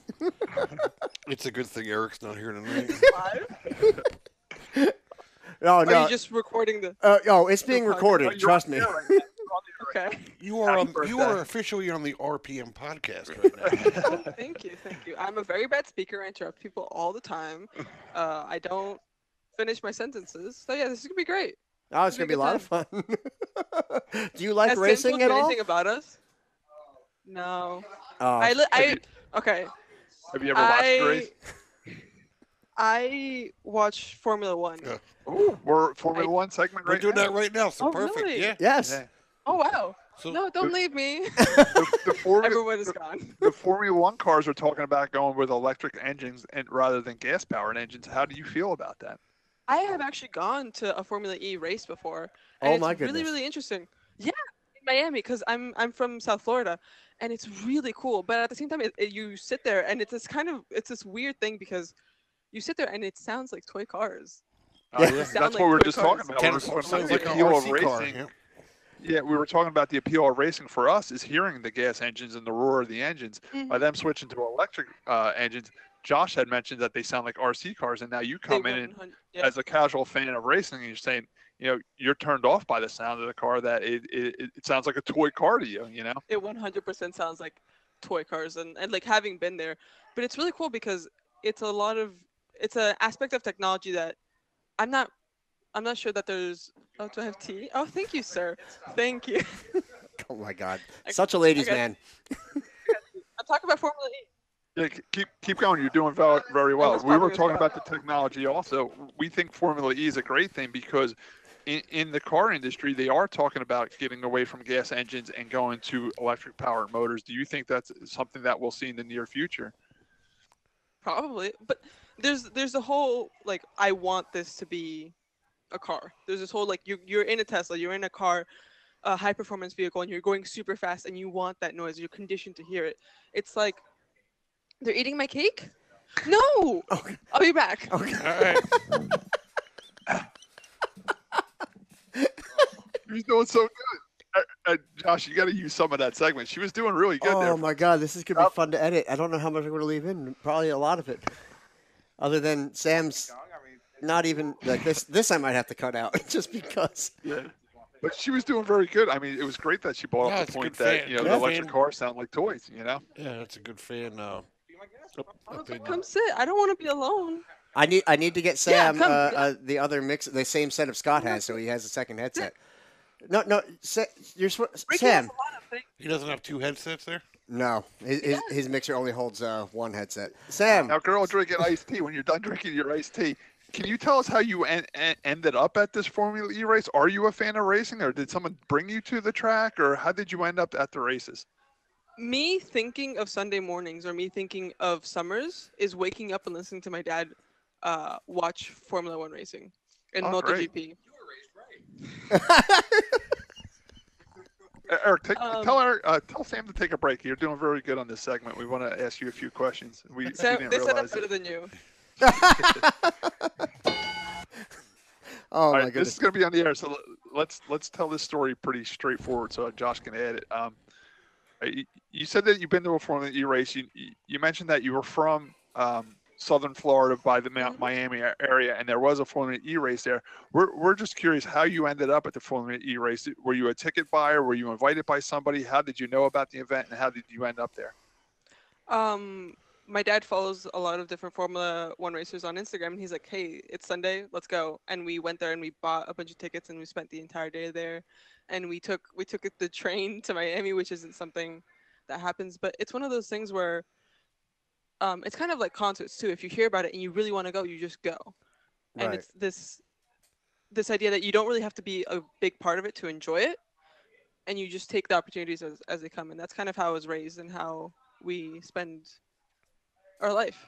So let me ask you. They also had. was Sorry, Scott. I was just saying they also have. Oh my Do you goodness. hear this? Yes, they're singing "Happy Birthday" to the girl who's in another room, sitting with a headset, talking to on a podcast. This is wonderful. Thank you for actually giving us your time. But I wanted to ask. Before you go, I just want you to tell us a little bit more about the day at the race. How long? Oh no! All right, this ain't working. Aw. I It wanted to hear what almost she thought of the celebrity race. It almost worked. Oh my God. This show has gone off the rails. Completely off the rails. That's okay. Sam, you can go sing Happy Birthday. It's okay. Damn, she was actually very good. Who would have known she was actually at a Formula E race while we were talking about Formula E? And she did mention to us that she enjoyed the race. The one thing she didn't enjoy about the race is that the car sounded like toy cars. How cool is that? We were just talking about that, and we explained to her that we were just talking about that. Part of the appeal of racing is the gas engine and the roar of the motor. And she said, yeah, she said it was a turnoff for that they sounded like toy cars. I thought that was pretty cool. Yeah, I think we just found a new host. yeah, she was doing very well until she got dragged off. But What now was we her gotta name? figure out Was it Amanda? That was Claire. Claire. Thanks, Scott. I couldn't hear because there was so much going on right as she was saying her name, and it was, yeah. What? Okay. Poor Sam. Sam is as pink as a Martinsville hot dog right now. Yeah. Anyway, are we? What are we talking about now? I'm sorry, guys. We were still. I'm a little flustered. Still in F1 mode. Yeah. Oh, okay. Now, you want to switch to the local stuff now? Sure. I guess Do you we wanna can take a call break, this Josh? dude.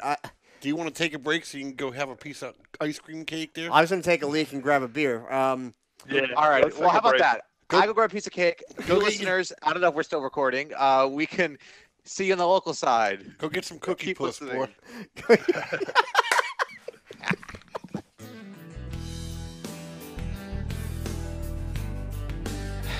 All right, this is Eric Graham from the RPM Podcast. Josh and Eric Brennan won't leave me alone until I do one of these read things. So, follow us at Facebook. Either search RPM Podcast, go to facebook.com/Racing Podcast New Jersey. Hopefully this sounds freaking organic enough for Josh because he won't leave me the hell alone about it. But here's your read. Follow us on Facebook. Do it now.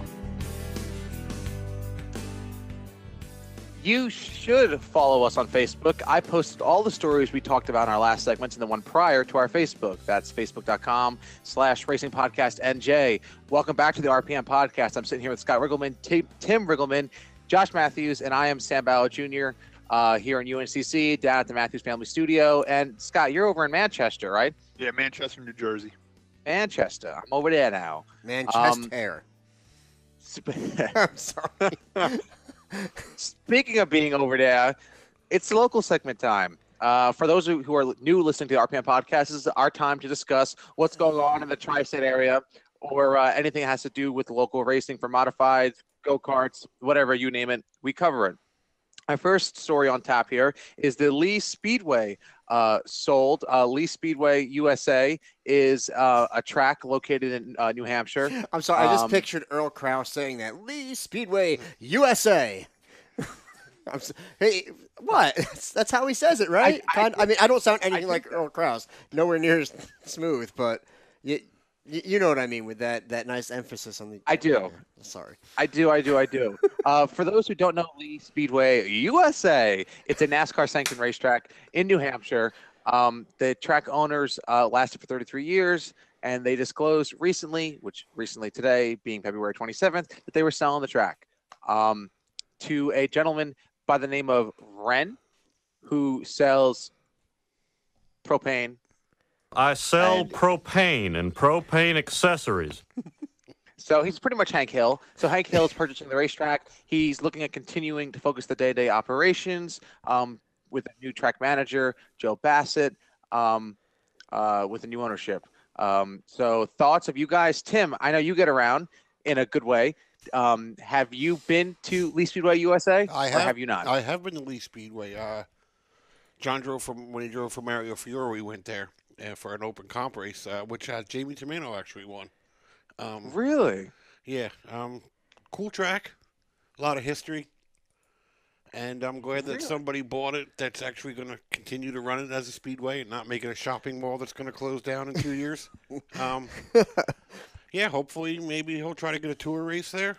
It's a little far away, but definitely a cool place. You would go. I would go. Fuck yeah.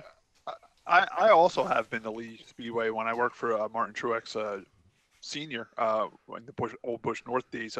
We raced there. Beautiful racetrack. The only downside of Lee Speedway for us being from New Jersey and them being way up in New Hampshire, they race Friday nights. They always race Friday nights up there so for us to make it up there on a Friday night show is of course tough, you know. But it was always a beautiful racetrack. It put on great racing. The guy that's buying it, I think, is actually a racer. I know that name from Pro 4 Modifieds, Mini Modifieds. So it's cool that a racer bought the track. I understand that they also have a propane business, right, Josh? Yep. And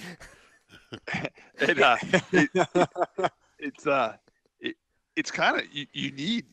I'm glad someone bought it that has another business and isn't looking to make a total living out of a racetrack. It's getting to the point now with racetracks that it's very hard to make a profit. So you need a core business, and they do have a core business of selling propane, right, Josh? Yes. So it's good to see that they have a business, that they are racers, and they can afford to do it. So hopefully Lee keeps in business another 33 years. Well, it's pretty cool because we all. Damn it, Scott, that's a great point. We brought up, business outside of the track itself. We have Cliff Krause, who unfortunately passed away last month, but in his business, and we talked about in our past episodes how successful that was, and because of that success, he was able to influence and help out more of the racing community. And I think that really is important. I mean, you don't have guys like the Bruton Smiths of the local tracks because there's no money in it, or there's not enough money to make a living off of it. And if you read that article some more, they bought it off a guy named Red McDonald, and he owned the track for 33 years. But he also owns a very large trucking company, from what I understand, hauling like sand and gravel and stuff like that. His son, Eddie McDonald, actually raced in the Busch North Series, and he also did some Cup racing. I think he retired, and in his last Cup race, he drove at New Hampshire in the Cup Series. So, I mean, that was a true racing family too. But I'm sure after owning the track for 33 years, they're looking to do something a little different.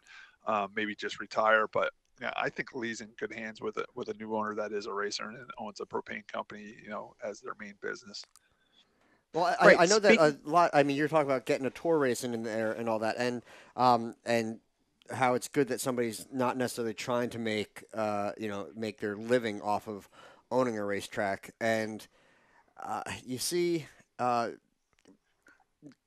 Car counts have been tough in a lot of areas, and to get noticed, sometimes a lot of people try to get these tour races, and you got to be NASCAR sanctioned for that. Is that correct, Scott? I don't think that's true. I think if you own a track and you want a NASCAR modified tour date, we'll take Wall Stadium, for example. They aren't NASCAR sanctioned all year. Right. But if they wanted a modified tour date, they can be NASCAR sanctioned for that day. And there is a sanctioning fee to get a modified tour race. So as long as you pay that sanctioning fee, you're a NASCAR track for that day. NASCAR actually comes in and takes over the race. They set the pits all up and everything.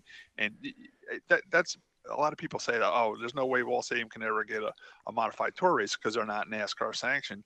They can. They can pay the sanctioning fee for that day. If they wanted 2 tour races there, they could pay the money and have them come in for look, 2 races. I'm sorry, Josh. Look what Wall Stadium does with Formula Drift. I mean, for those who've been to Formula Drift at Wall Stadium, they run the gauntlet at the track there, and pretty much Formula Drift comes in, and the track people like myself, we just do security, and we help Diane, run the day, the weekend operations on the track side, and they take care of everything else, from the competitors down to the fans. I mean, it's like you said, Scott, it is quite doable. Yes. I just don't know what that fee ends up being, because NASCAR tends to be pretty secretive about a lot of things. I think to have a modified tour race, the minimum purse you got to pay is like $77,000, and that includes the sanction and fee. So for a track like Wall Stadium to have a modified tour race, they got to pay at least a minimum of $77,000, and to pay a little extra. No one wants to race for the minimum purse and the minimum sanction fee. No. And the way a track owner can look at it, be like, well, I can put on one hell of a modified race with a $77,000 purse. That's why a lot of people do the outlaw thing and have their own races. But it is cool getting a modified tour into your track, like Sam was just saying, for some recognition. Because say if you get the modified tour in there, you pay the sanctioning fee, you have a great modified race. Well, then next Thursday it's on, NBC Sports, it gets televised. So now your track's getting promoted all around the country. Same if you bring like the Camping World the K&N East cars in there, same thing. So, I know Tim's a big modified tour guy.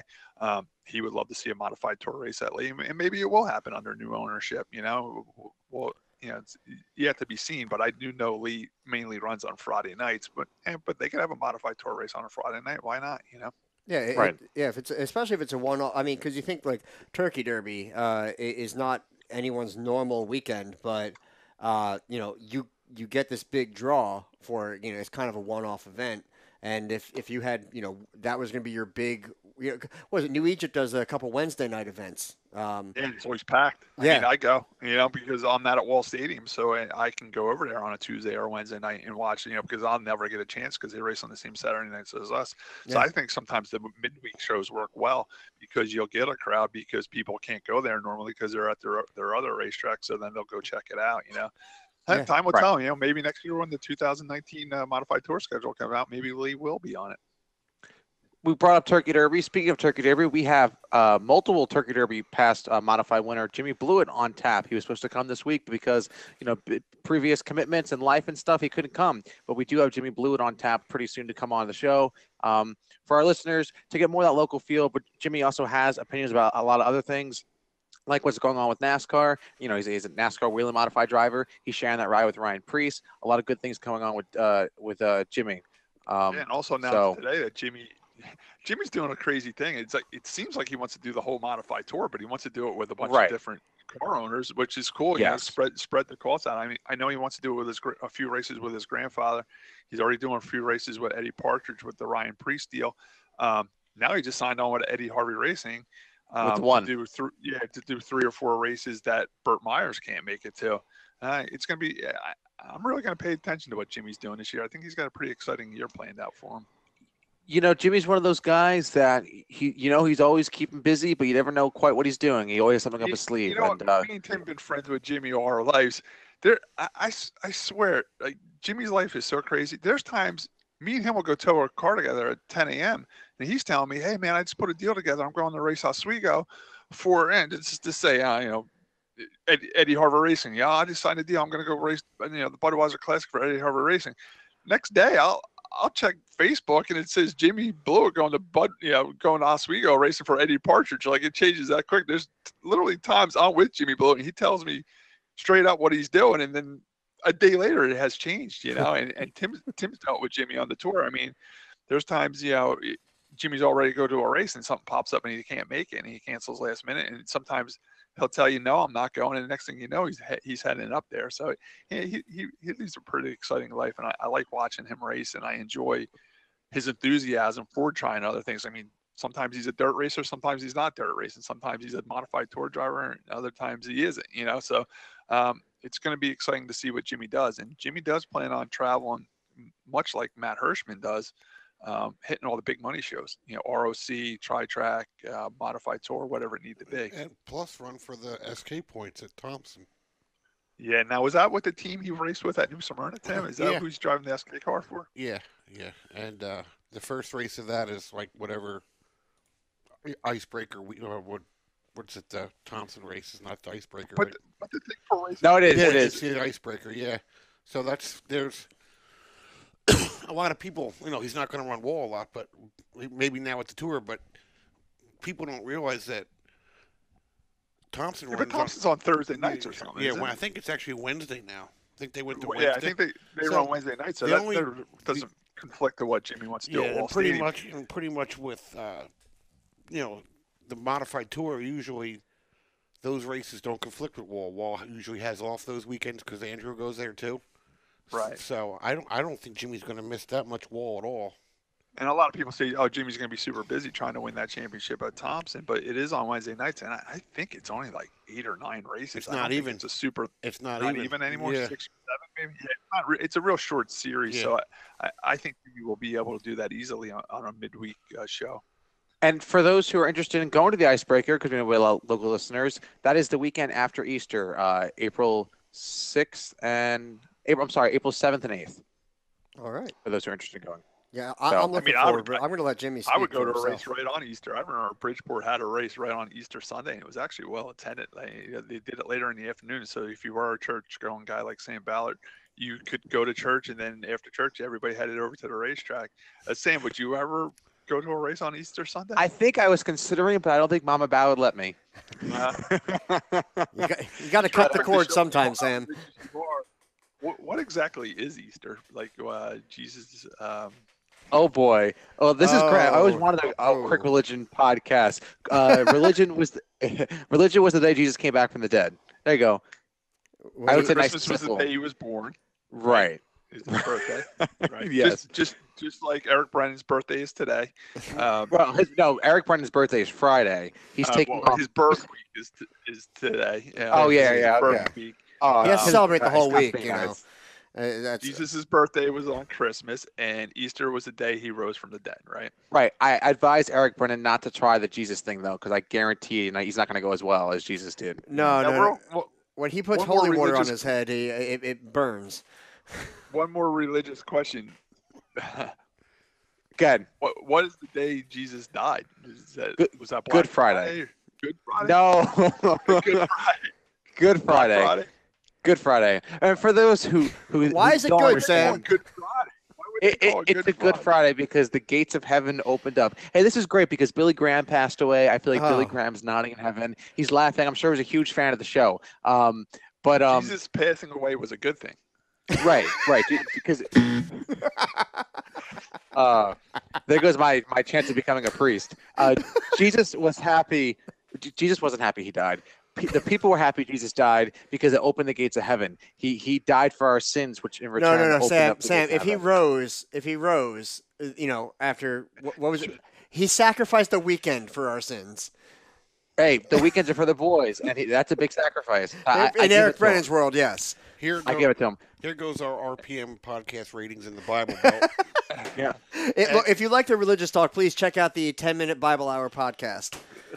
And one more religious thing on Good Friday, why is it wrong to eat meat? Is that when you get because it's rotten? I don't know. It's a form of sacrifice because Jesus gave up his life for us, and in return, we don't eat off the land, of meat because it's a sacrifice. You know what? Right. You know what Good Friday means to me? It means there's no wait at the steakhouse. I can go right in. You know what Good Friday means to Tim? He goes to McDonald's and gets filet of fish sandwiches instead of Big Macs. That's all. No, go to the steakhouse. All right. Well, regardless, I don't know how to segue from this. Everything's However, great. Everything is great. I got dumped. I got dumped. We talked about it earlier. You guys had the Sam Riggleman Memorial this past Saturday. I wanted a chance to really give Scott and Tim a chance to discuss what happened and who was there and how well the event went as we talked before the show. So, Scott, I'll let you begin.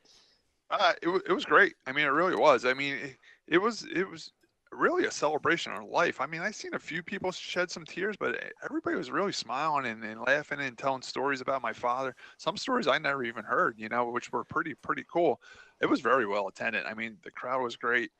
The line out the door was pretty extensive. We did make one mistake with the setup of it. We had the Filmon Brothers there. A lot of people know the Filmon Brothers have been taking film and video of racing since the 70s, and they got great archives of old racing movies. So we had called them a week ago and asked them if they could put something together for us, racing some of my dad's racing and stuff. And they put a nice hour DVD together for us, and it was great. The only bad thing we did is where we set the TVs up.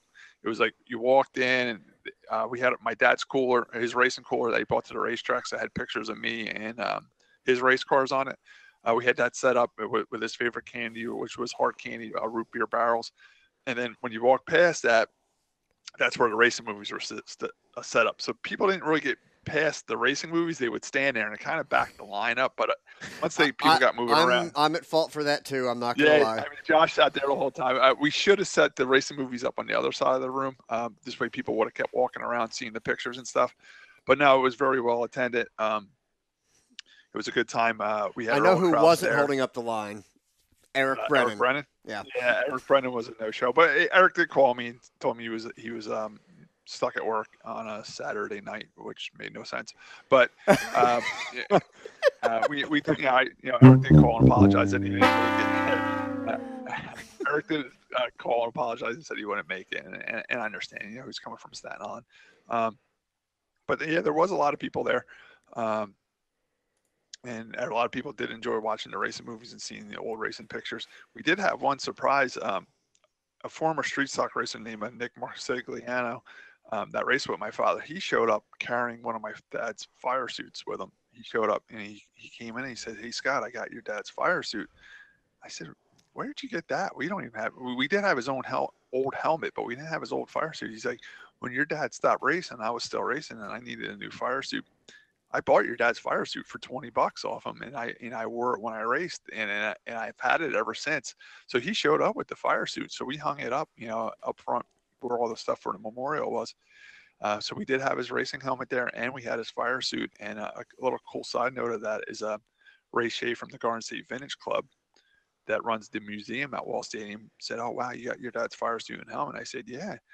He said, "Would you like to display it at the museum at the racetrack at Wall Stadium this summer?" And we said, "Yeah." So now that the memorial service is over, I have the helmet and the fire suit here. I'm going to meet up with Ray Shea. We're going to put it in like a glass case, and we're going to display it at the racetrack in the museum for the Garden State Vintage Club. So that's pretty cool. That's a great honor.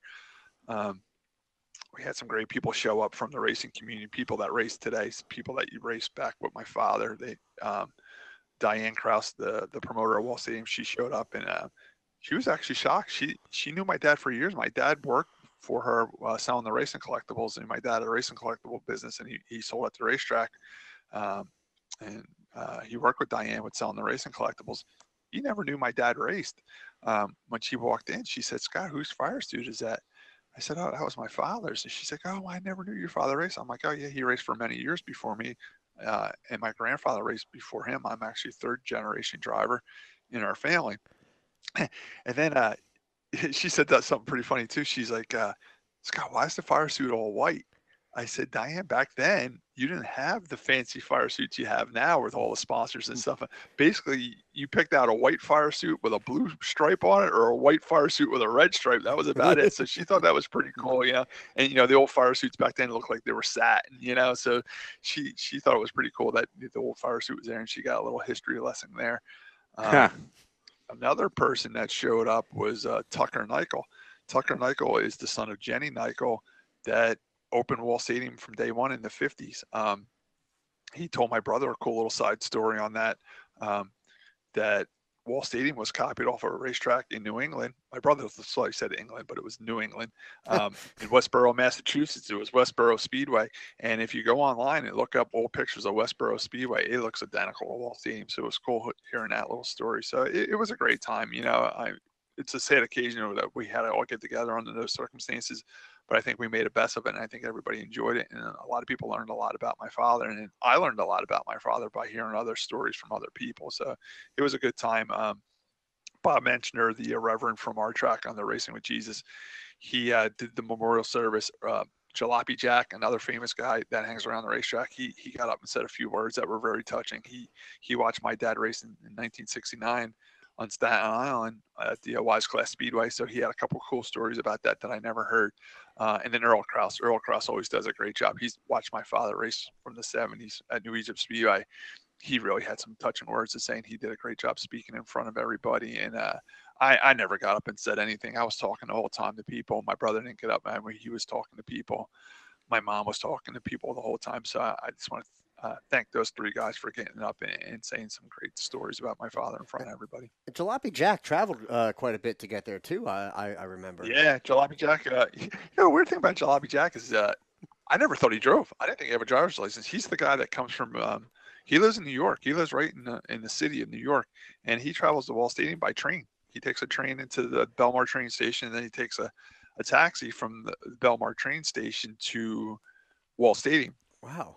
So he That's pretty much insane. did the same thing, but I think because the viewing was in Freehold, New Jersey, there's a bus that runs from New York City to Freehold. So I think he actually came down on the bus. So he did take public transportation to get there. And I thought, and here's the funny side note on Jalopy Jack. Well, first of all, his name's not Jack, it's Gary, but his name, his handle is Jalopy Jack. I thought Jalopy Jack didn't have a license. That's why he took public transportation. But Jalopy Jack actually is a taxi driver in New York City, so he just does knows have a better license. than to drive. Yeah, he just, and a lot of people, if you live in New York City, there's no parking, so he just doesn't own his own car. He has a driver's license. He doesn't own a personal vehicle because there's nowhere to park it in the city. So that's why he takes mass transit like that. That reminds me of a Futurama quote. Is that nobody drives in New York. There's too many people.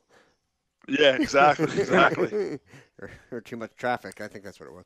But yeah, that was great. I mean, a lot of people. I saw Marty Van Druten there, hanging out. Jerry and Peggy Koenig were there. Jerry and his wife Peg Koenig, they drove all the way in from Long Island, so that was great to see them there. They say they knew my father from the racetrack because my father sold the collectibles, and every week when Jerry would come down from Staten Island, he would bring family members and kids. So he would buy his nieces and nephews, his sons and daughters, collectibles off my father, like Matchbox cars, the racing memorabilia and stuff like that as gifts to the kids, for coming and being good at the racetrack. He never knew that was my father until my father stopped selling there. And then finally I said, Jerry, because he said to me, he's like, oh, that collectibles guy isn't here anymore. I always buy my kids stuff from him. I'm like, Jerry, that's my father? He's like, no, I never knew it was my father. So he was friends with my father without knowing it was my father. So he had a friendship with my father, and that's why him and Peg came all the way down.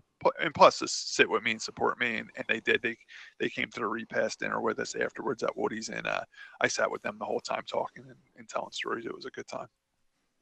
Oh, I was happy to be there, and some of the great stories that you were talking about, and we had some great conversation going on watching those the racing videos as well, and just what a tremendous man, and thank you guys for allowing us to take part in that. And with a little luck, we keep talking about this old racing video. Josh is going to try to get it up on YouTube, and if we do get it up, we'll post it on the RPM podcast website and Facebook, and this way everybody can watch it. Absolutely. Well, on that note, you guys have anything else to say local-wise? I think we're pretty much done. Yeah, I would just like to say thank you to everybody that came to my dad's thing. I was telling Scott before, I'm like, man, I hope people show up for my mom's sake, And it got to be about almost 3 o'clock, and I was going to slip outside for a minute to get a breath of fresh air, and I turned the corner, and the line was out the door, people waiting to get in, so... Wow. Yeah, it was weird, because at first, because the memorial service was from 3 to 5, and I got there about 20 to 3, and there was nobody there, so I had time to set up. I did bring my dad's trophies there. He had a bunch of trophies from his racing. Nancy made up beautiful posters and pictures of my father and his racing, and just, old wedding pictures and stuff like that. And we were a little nervous that we were running late getting there. We wanted to get there about 2:15 to get everything set up. And we pulled in about 20 to 3, and there's nobody there yet.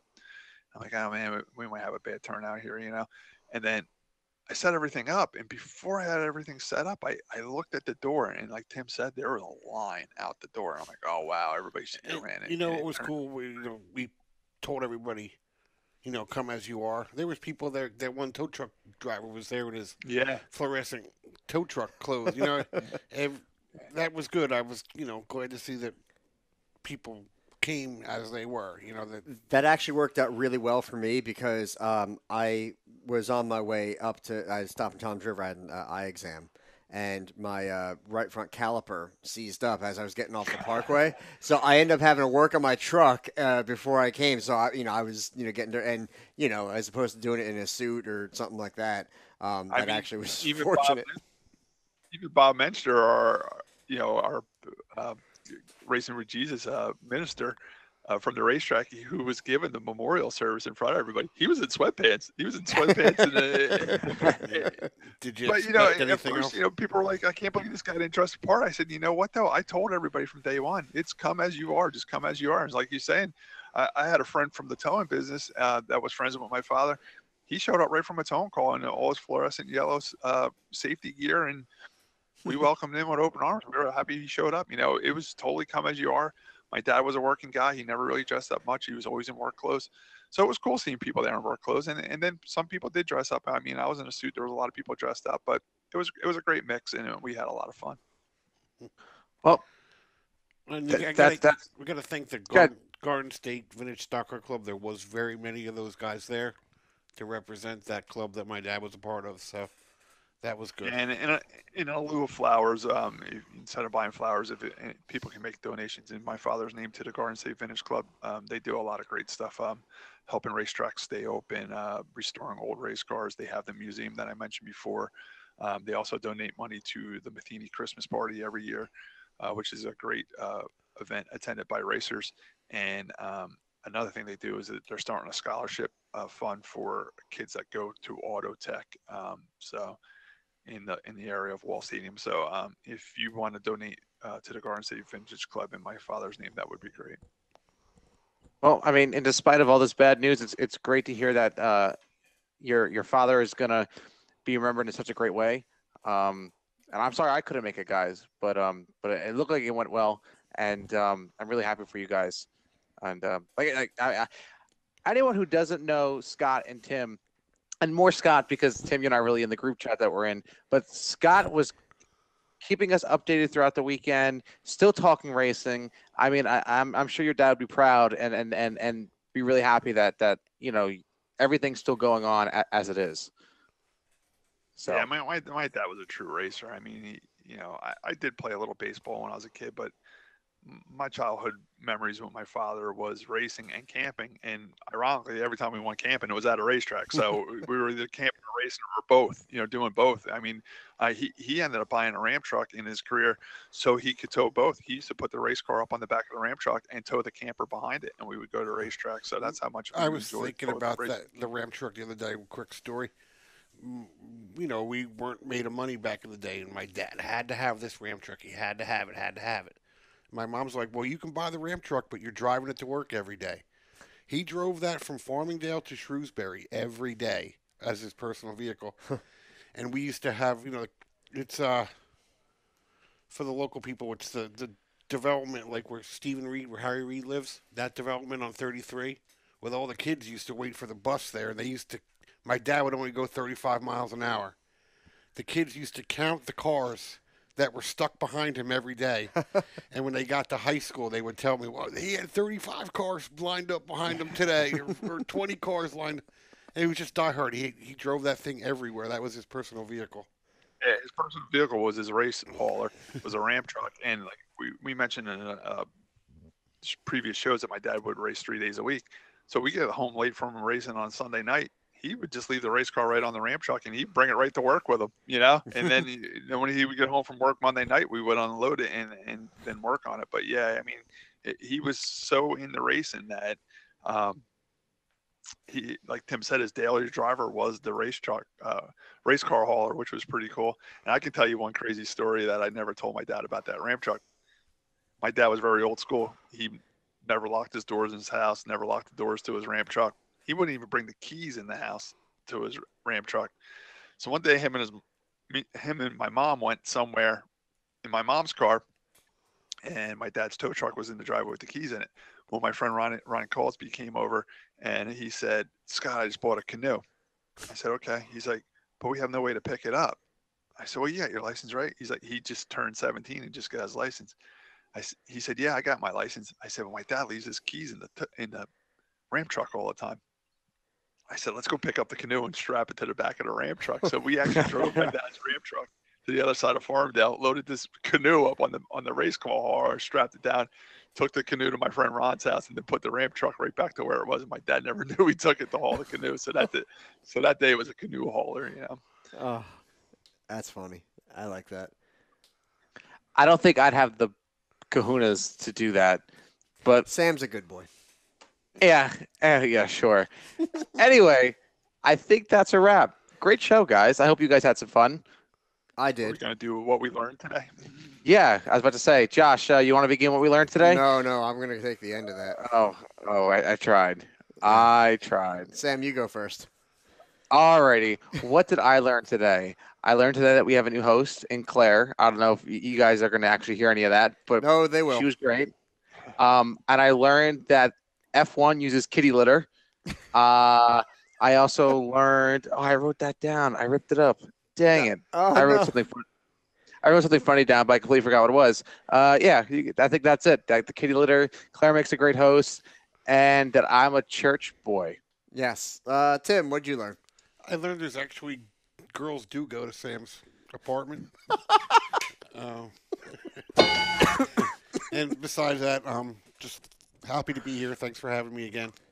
Anytime. Scott, what'd you learn? That Eric Brennan's family celebrates Eric's birthday with a cookie puss from Carvel.